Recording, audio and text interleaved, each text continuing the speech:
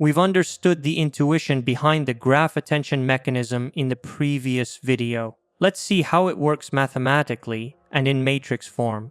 Let's consider the mathematical formulation first. Here is the original mathematical formulation of the aggregation and transformation operation that we perform in graph convolutional layers. This is the simplified representation where we've included a self loop for each node in our graph structure. This mathematical formulation computes the updated node embeddings at the output of the layer L plus 1 for every target node V. The attention mechanism involves applying an attention coefficient to the transformed embeddings of each neighboring node for every target node for which we compute updated embeddings. This attention coefficient ranks or scores neighboring nodes by their importance. Thus, the contributions of neighboring nodes are weighed by how important those nodes are. Let's see how this works in matrix form. Let's see how we generate embeddings for each node. We have the features per node matrix. That is the features matrix. That's the 5x4 matrix on the left.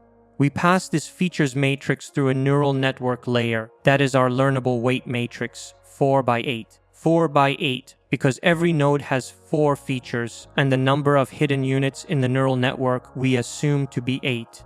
And this gives us the embedding representation for each node. In a graph attention network, these embedding representations are then passed through the attention layer, so they're all scored using the attention coefficients for each of the connections. So the embedding representations H1 star, H2 star, and H3 star are multiplied by their corresponding attention coefficients, and we've already seen how these attention coefficients are calculated. Neighboring node pairs transformed embeddings are concatenated together, passed through an attention neural network layer, activated using a leaky ReLU activation, and then passed through a softmax layer. The attention coefficient weighted embeddings of all of the neighboring nodes are aggregated in the same way as before, and then we apply the final activation function for non-linearity. So that part of the aggregation and the activation remains the same for attention networks.